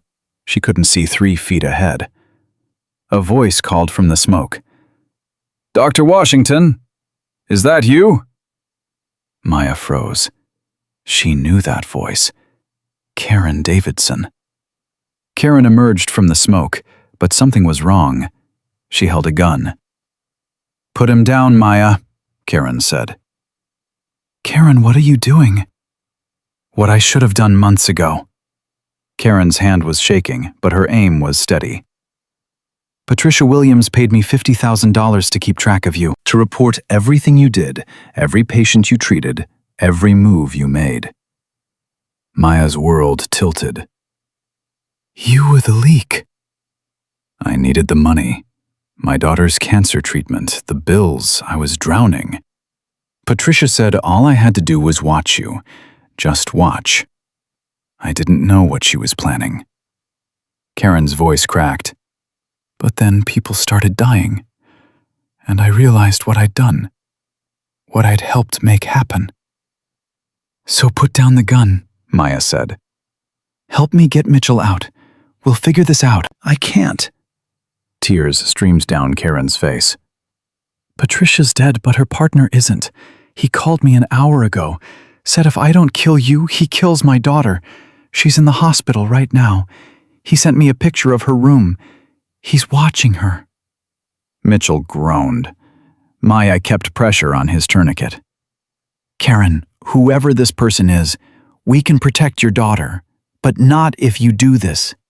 "You don't understand," Karen sobbed. "He's not just watching her. He's in the hospital." "He's a doctor there. He has access. He could walk into her room right now and—" "What hospital?" Maya demanded. "Memorial Sloan Kettering. Pediatric Oncology, 7th floor." Maya pulled out her phone with her free hand. "Ghost, I need a team at Memorial Sloan Kettering, 7th floor, Pediatric Oncology. Patient name is—" She looked at Karen. "Emily Davidson," Karen whispered. "Emily Davidson," Maya repeated. "Hostel has direct access. Move now." Ghost's response was immediate. "Team is rolling. ETA 4 minutes." 4 minutes, Maya told Karen. "Your daughter has protection in 4 minutes, but you need to put down the gun right now." Karen's hand wavered. The gun lowered an inch. Then her phone rang. She answered on speaker. A man's voice, cold and mechanical. "Hello, Karen. I see you're having trouble completing your assignment." "Please," Karen begged. "Please don't hurt my baby." "Then shoot Dr. Washington, now, or I walk into Emily's room and unplug her ventilator." Karen raised the gun again. Her finger found the trigger. Maya met her eyes. "Karen, listen to me. If you shoot me, you become a murderer. You go to prison. Emily loses her mother. And this man still might kill her anyway because you're a loose end. But if you help me, if you tell me who he is, we can stop him together." "I don't know who he is," Karen cried. "I've never seen his face. Patricia set up everything." "All I have is a phone number." "Then give me the phone number," Maya said. The man on the phone laughed. "Go ahead, Karen. Give her the number. It's a burner, untraceable, and by the time they figure that out, Emily will be dead." Ghost's voice crackled in Maya's ear. "We're at the hospital, searching for Emily now." 7th floor, Maya said aloud. "Room 704. "How did you?" the man on the phone started. "Because Karen just told us everything," Maya lied, "including the name you used when you visited her daughter yesterday. Security has your face on camera. You're done." Silence. Then, clever, Phoenix, but not clever enough. The line went dead. Karen collapsed, the gun clattering to the floor. Maya grabbed it, secured it, then hauled Mitchell forward again. They emerged from the smoke to find firefighters rushing in. EMTs took Mitchell from Maya's arms. She gave them the quick rundown. Arterial bleed, tourniquet applied, then turned to find Reaper. "Did Ghost's team find the daughter?" Reaper nodded. "Safe. There was a man trying to access her room. Security grabbed him." "Who is he?" "You're not going to believe this." They pulled up a photo on a tablet. Maya stared at the face. Dr. Marcus Chen, Jessica Chen's husband, a pediatric oncologist at Sloan Kettering. Jessica's husband? Maya couldn't process it. He works with children. Why would he? His brother died in Aden, Reaper said. Lieutenant Daniel Chen. He was on your surgical team. Maya felt like she'd been punched. Jessica's brother-in-law. She never mentioned. Because she didn't know, Ghost said, appearing beside them. Marcus Chen changed his name after his brother died. Used to be Marcus Chen Lee. He erased the connection, built a whole new identity. Married Jessica 6 months ago specifically to get close to you. Maya's head spun. Jessica introduced us. She said Marcus was a good guy, that he wanted to help people. He does help people, Ghost said grimly. By day. By night he helps Foster and Williams murder the people he blames for his brother's death. Where's Jessica now? Maya asked. Inside the hospital, Reaper said. Last seen heading to the staff locker room. Maya ran. She found Jessica sitting on a bench, staring at her phone, tears running down her face. He used me, Jessica whispered. My own husband used me to track you. To hurt you. Maya sat beside her. Did you know? No, God, no. I thought he loved me. I thought... Jessica's voice broke. He had photos, Maya. Photos on his computer of all the people Foster killed. He was keeping score. Jessica, I'm sorry. Don't. Jessica looked at her with red eyes. Don't apologize. You didn't do anything wrong. I'm the one who brought a monster into your life. I'm the one who told him everything about you. Your schedule, your patience, your... She stopped. Oh God, Tyler. I told Marcus about Tyler's appendicitis, about how you saved him. That's how Foster knew to target Deshawn. He used the same playbook. Maya grabbed her hands. Jessica, listen to me. You're a victim here too. You didn't know. Didn't I? Jessica pulled away. There were signs. Late-night calls he wouldn't explain. Trips to Brooklyn when we live in Manhattan. Money in accounts I didn't recognize. I ignored it all because I wanted to believe I'd found someone good. Someone who loved me. She laughed bitterly. Turns out he loved revenge more. Marcus, the orderly, appeared in the doorway. Not Jessica's husband, Marcus, the young Marine reservist from Harbor Medical. He looked between them, confused. What's going on? They're evacuating the hospital. Something about a terrorist threat?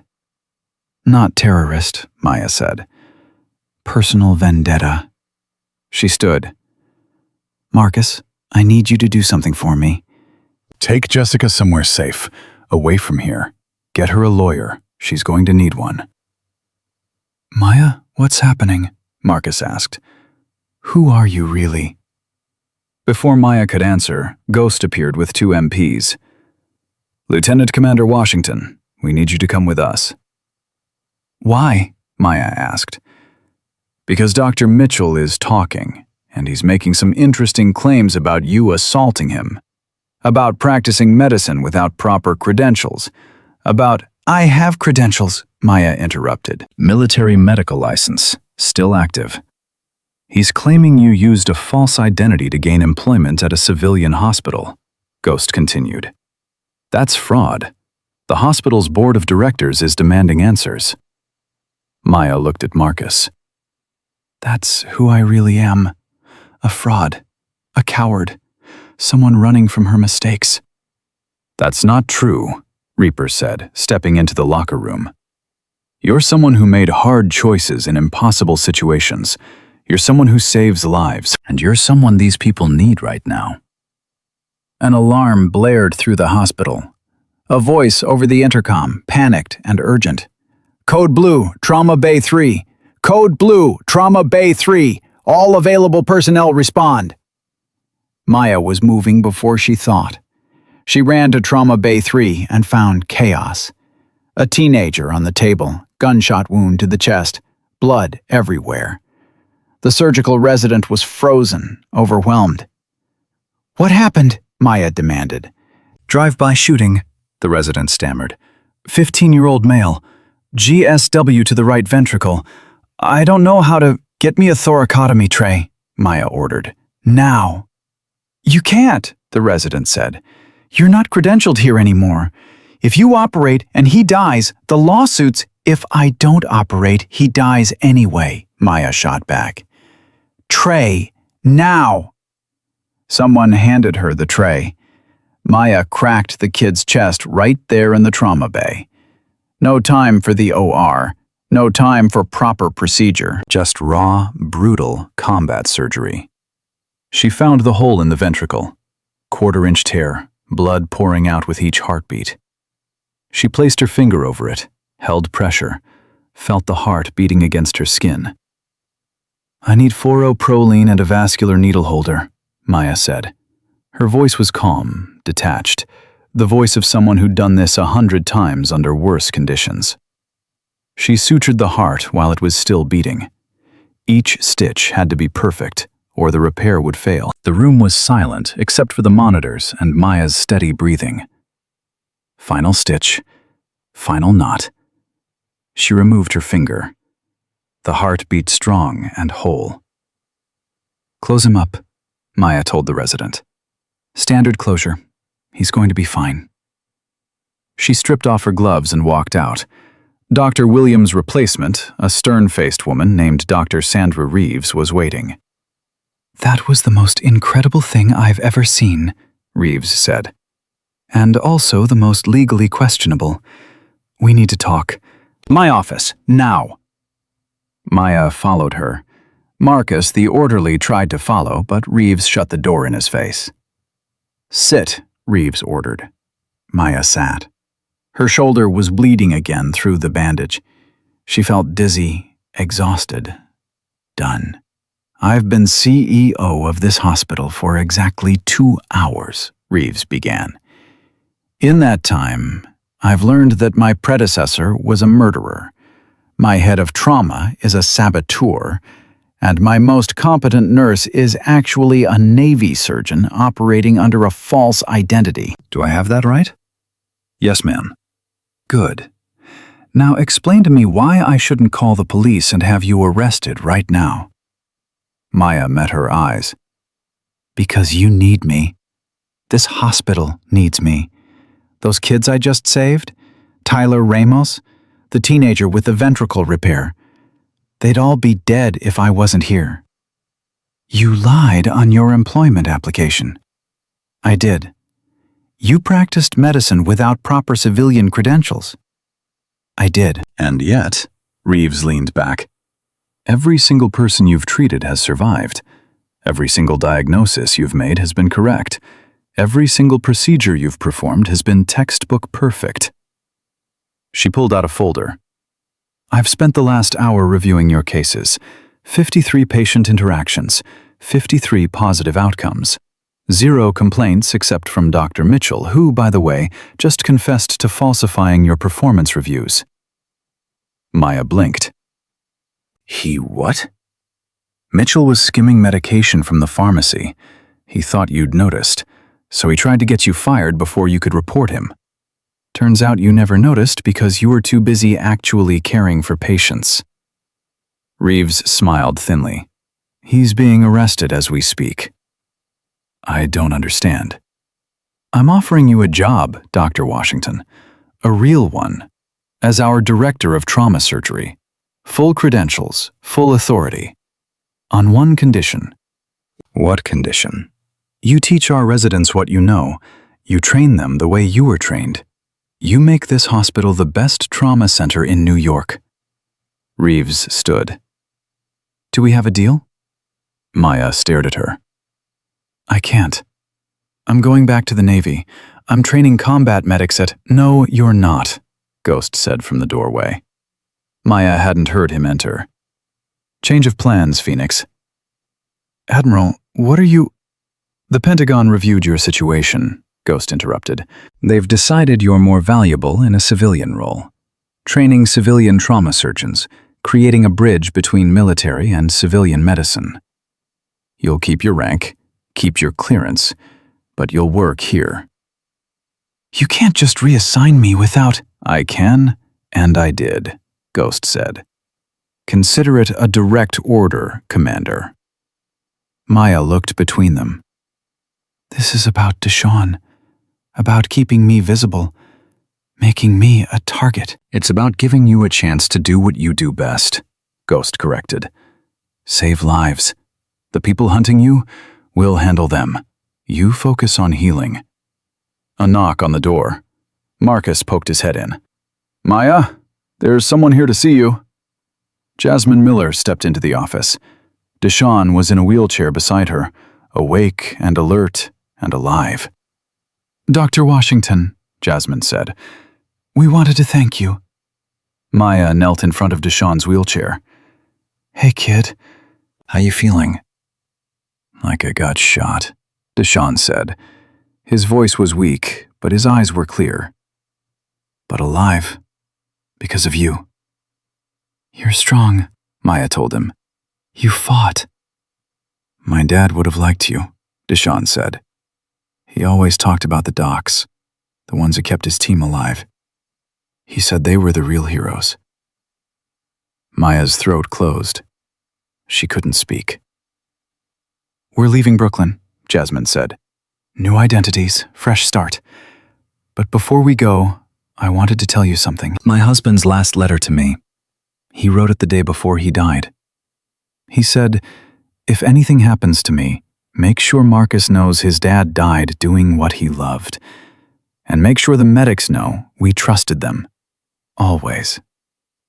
Thank you, Maya whispered. Deshawn pulled something from his pocket. A dog tag. This was my dad's. I want you to have it. Deshawn, I can't— Please, he insisted. You saved my life twice. You earned it. Maya took the tag. It read, Petty Officer Marcus Miller, Sr., USN SEAL. On the back, one word. Trust. She closed her hand around it and nodded. They left. The office felt too quiet. Reeves spoke first. So, do you want the job or not? Maya looked at Ghost. He nodded once. She looked at the dog tag in her hand. She thought about 18 months of running, of hiding, of trying to be someone she wasn't. I want the job, Maya said. But I have conditions. Name them. I train residents my way. No interference from administration. Agreed. I get final say on trauma protocols. Agreed. And Marcus, the orderly, he gets a full scholarship to nursing school. He's too good to be pushing gurneys. Reeves raised an eyebrow. Done. Anything else? Yeah, Maya said. One more thing. I want Jessica Chen protected, Maya said. Full immunity. She didn't know what her husband was doing. She doesn't deserve to go to prison for his crimes. Reeves looked at Ghost. Ghost nodded slowly. I'll handle it. Then we have a deal, Maya said. She shook Reeves's hand, and in that moment, 18 months of hiding ended. Dr. Maya Washington wasn't a fake identity anymore. She was real. She was home. The door burst open. Breaker stood there, weapon drawn, face grim. We have a situation. Marcus Chen escaped from custody. How? Ghost demanded. Someone helped him. Inside job. 2 MPs are dead. Chen took their weapons and disappeared into the subway system 15 minutes ago. Maya's blood ran cold. He's coming here. He knows I'm here. We're evacuating the hospital, Breaker said. All patients, all staff. Now. We can't evacuate critical patients, Reeves argued. We have 12 people on ventilators, 6 in surgery, 3 in active labor. Then we lock down those floors and defend them, Ghost said. Breaker, how many operators do you have? 4, including me and Reaper. Not enough to cover a 20-story building. Maya stood. Then we don't defend the whole building. We defend 1 floor. Move all critical patients to the ICU. Barricade the stairs. Make Chen come to us on our terms. You're talking about using patients as bait, Reeves said. I'm talking about protecting them, Maya corrected. Chen wants me. If I'm in the ICU, he comes there. We control the environment. We end this. Ghost studied her face. You sure about this, Phoenix? No, Maya admitted. But it's the only play we have. They moved fast. Critical patients were transferred to the ICU on the 8th floor. Staff who couldn't fight were evacuated. Those who stayed were given flak jackets and told to stay in patient rooms with the doors locked. Marcus, the orderly, refused to leave. I'm a Marine. I can help. You're a reservist with no combat experience, Breaker said. I have a rifle qualification, and I'm not leaving Maya. Marcus's jaw was set. Sir. Breaker looked at Ghost. Ghost shrugged. Give him a weapon. Put him on the south stairwell. They turned the ICU into a fortress. Breaker positioned his team at the 3 stairwell entrances. Reaper took the elevator bank. Maya stayed in the center with the patients, her service weapon loaded and ready.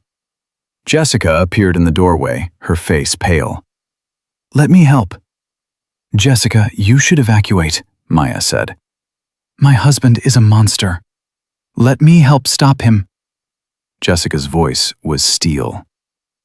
Please. Maya handed her a trauma kit. You're on medical. If anyone gets hit, you treat them. Can you do that? Yes. The lights went out. Emergency power kicked in, bathing everything in red. An alarm blared, then cut off abruptly. He's in the building. Breaker's voice crackled over the radio. He just cut main power and backup communications. We're on short range only. Maya's hands were steady as she checked her weapon. 13 rounds. Unlucky number. She chambered one and kept the safety off. The elevator dinged. Everyone froze. The doors opened. Empty. Then a phone inside started ringing. Maya approached slowly, picked it up. Chen? Hello, Phoenix. His voice was calm, almost friendly. I wanted to talk before I kill you. Talk won't bring your brother back.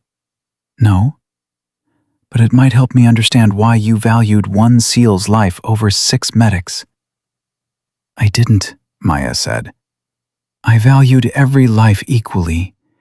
I made a split-second decision based on incomplete information. I was wrong. I've lived with that every day for 18 months. Not long enough, Chen said. My brother lived with the consequences for exactly 4 minutes. 4 minutes of bleeding out in a building that should have been cleared. 4 minutes of calling for help that never came. I listened to the radio transcript, Phoenix. Do you know what his last words were? Maya closed her eyes. No. He said, "Tell Maya she made the right call. Even dying, he was trying to protect you from the guilt." Chen's voice broke. That's the kind of man my brother was. And you let him die. I know. You know? Chen laughed bitterly. You don't know anything. You don't know what it's like to bury half of yourself, To wake up every morning and remember your twin is gone. To see his face in the mirror and hate yourself for surviving when he didn't. You're right, Maya said. I don't know that. But I know grief. I know guilt. And I know that killing me won't fix either of those things. Maybe not. But it'll feel good. The line went dead. Gunfire erupted from the south stairwell. Marcus's voice on the radio panicked. "Contact! He's coming up the south stairs! I'm taking fire!" The radio cut to static. "Marcus!" Maya ran for the stairwell. Breaker grabbed her arm. "That's what he wants. He's drawing you out." "Marcus is a kid. He doesn't know what he's doing." "And you're the target," Breaker said. "You go out there, we all die." Maya pulled free and ran anyway. She hit the stairwell door at full speed, weapon up, scanning. Marcus was 3 flights down, pinned behind a concrete pillar, blood streaming from his shoulder. "I'm hit," Marcus gasped. "I'm sorry. I couldn't stop him. He just—" Chen appeared on the landing above. He aimed at Marcus's head. Maya fired first. 3 rounds, center mass. Chen went down. She ran to Marcus, checked his wound. Through and through, no arterial damage. "You're okay. It's a clean hit." "Is he dead?" Marcus asked. Maya looked at Chen's body. Too still. Too perfect. Then she saw it. The blood pooling beneath him was too dark, too thick. "It's not blood," she said. "It's—" The body exploded. Not a real explosion. A flashbang wrapped in blood packets. Maya's vision went white, her ears rang, and when she could see again, Chen was gone. "Decoy," she realized. "He was never here." Breaker's voice crackled through the radio. "Phoenix, we have movement on the 8th floor. He's already inside the ICU." Maya ran. Her shoulders screamed, her legs burned, but she ran. She burst through the ICU doors to find chaos. Patients were screaming, nurses were hiding, and Chen stood in the center of the room, holding Jessica at gunpoint. "Let her go," Maya said. "Your fight is with me." "My fight is with everyone who let my brother die," Chen said. "Jessica married me thinking I loved her. She trusted me. Just like you trusted the intel that said that building was clear. Trust kills, Phoenix." "I'm just proving the point." "Marcus, please," Jessica begged. "I love you. Whatever you're feeling, we can work through it." "You love a lie," Chen said. "The real me died in Yemen with my brother." Ghost's voice came from behind Maya. "Put down the weapon, Dr. Chen. It's over." "It's not over until Phoenix pays," Chen said. He pressed the gun harder against Jessica's head. "You want to save her? Then trade. Your life for hers." "Done," Maya said immediately. "Maya, no," Ghost commanded. "That's an order." "I'm not taking orders anymore," Maya said. She holstered her weapon and walked forward, hands up. "Let Jessica go. Take me instead." Chen shoved Jessica away. She stumbled into Reaper's arms. Chen grabbed Maya, spun her around, gun to her temple. "Finally," Chen breathed. "Finally, you understand what it's like. To know you're about to die. To feel helpless."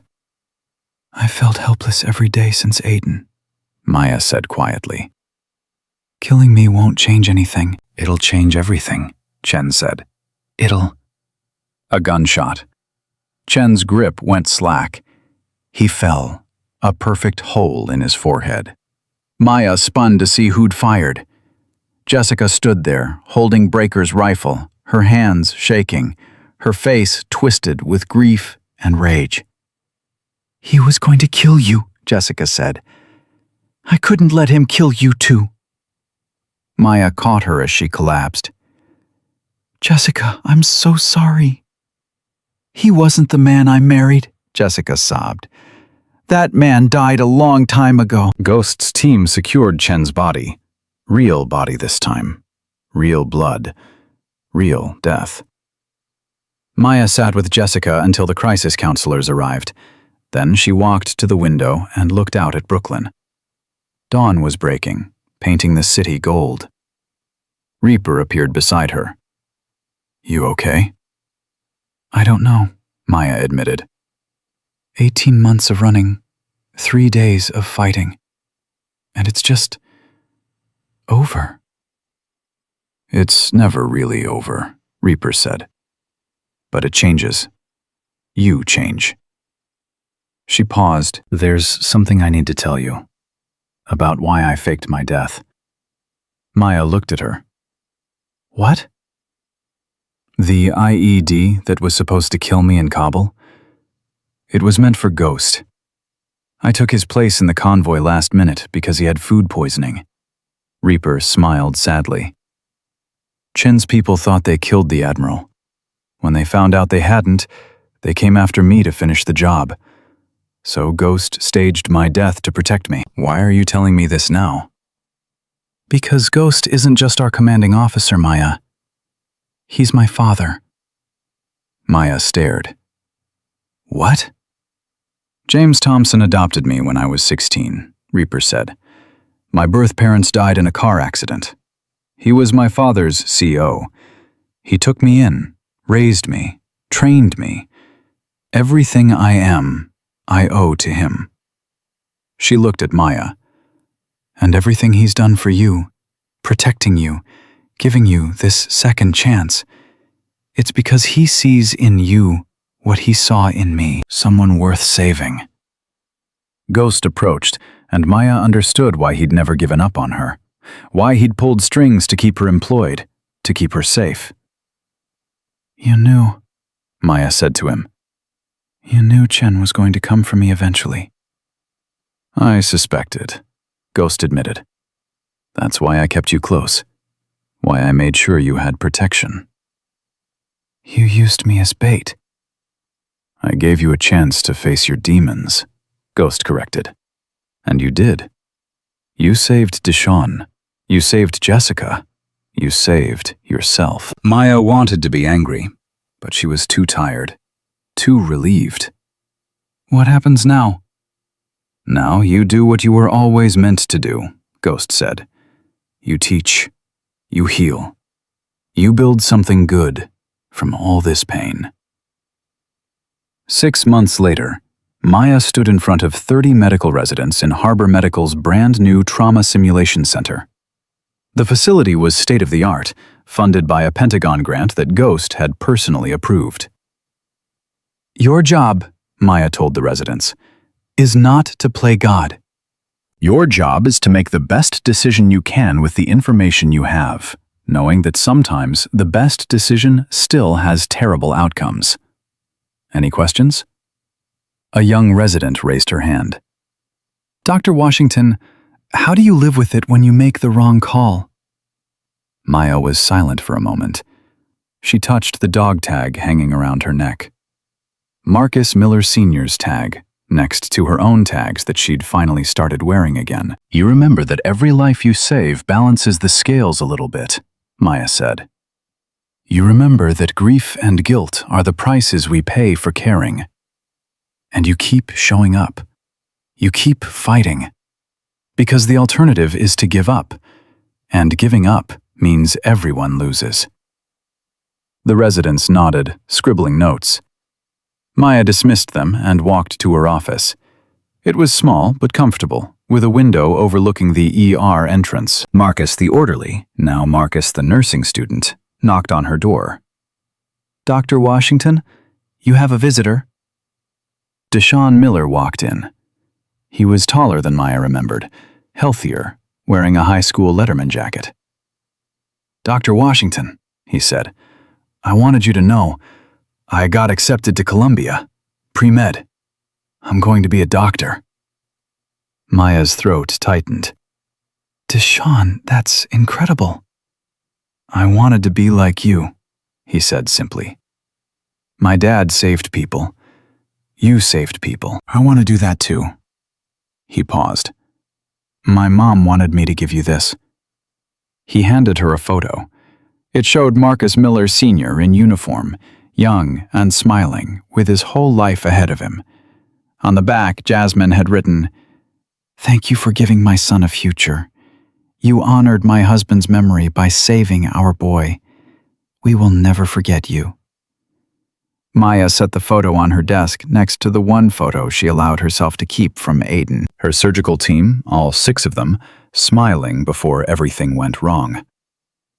Your dad would be proud of you, Maya told Deshawn. Yours would be proud of you too, Deshawn said. After he left, Maya sat at her desk and pulled out a journal. Dr. Reeves had suggested she write down her thoughts, process the trauma, work through the guilt. She'd been resistant at first, but over 6 months, it had become a ritual. She wrote, Day 183 since Brooklyn. Saved 4 lives today in trauma. Lost none. Deshawn is going to Colombia. Jessica started working at a domestic violence shelter, helping other women escape dangerous relationships. Marcus graduated nursing school with honors. Reaper got married to a nice civilian who has no idea what she really does for a living. Breaker retired and opened a barbecue restaurant in Texas. Ghost still calls every Sunday to check on me. And me? I'm teaching 30 residents how to be the doctors I wish I'd been in Aiden. Maybe that's not redemption, but it's something. It's a start. She closed the journal as her pager went off. Mass casualty incident. Bus accident. All hands on deck. Maya grabbed her white coat and ran for the ER.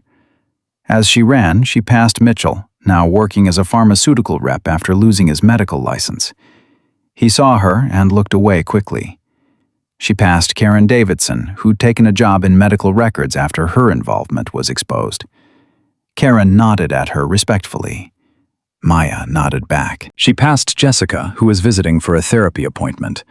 They hugged quickly, 2 women bound by trauma and survival.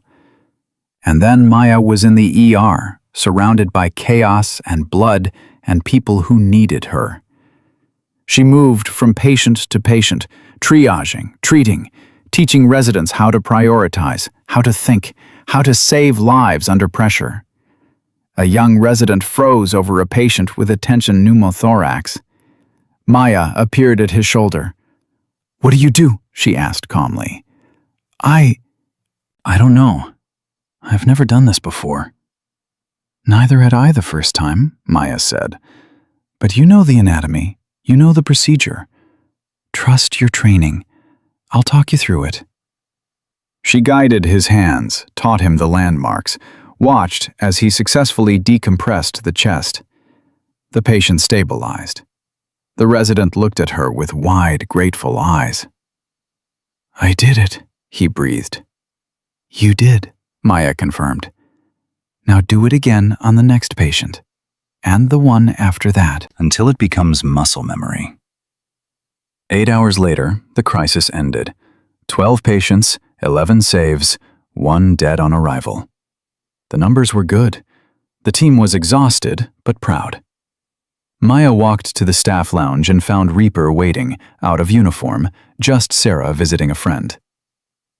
"Heard you had a rough night," Reaper said.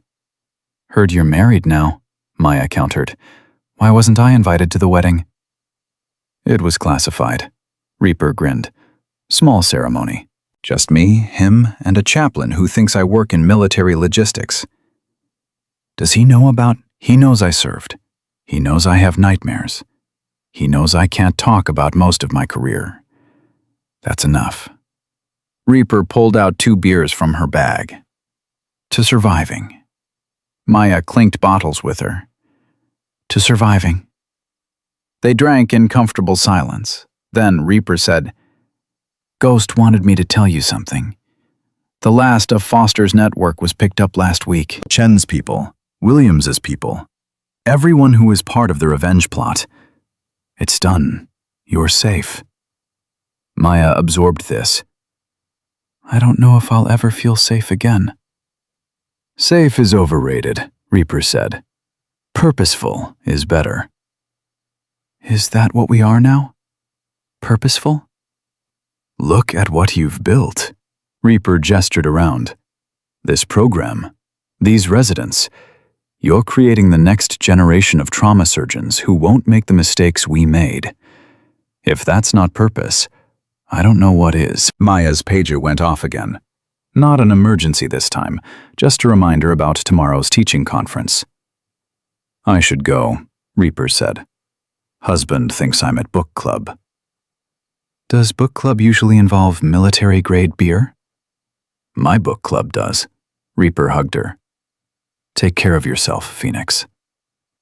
You too, Reaper. After she left, Maya walked through the quiet hospital. Night shift was starting. She saw nurses she'd trained, residents she'd mentored, patients she'd saved. The hospital wasn't perfect. Medicine would never be perfect. But it was better than it had been 6 months ago. And tomorrow, it would be better still. She stopped at the memorial wall in the lobby. Harbor Medical had installed it after the explosion, honoring those who'd died. Patricia Williams's name wasn't on it, but Lieutenant James Williams's was, along with a plaque that read, "In memory of all who gave their lives in service to others." Maya touched the plaque gently. I'm sorry I couldn't save your son, she whispered. But I'm trying to honor him by teaching others how to save lives he couldn't. Her phone buzzed. A text from Ghost.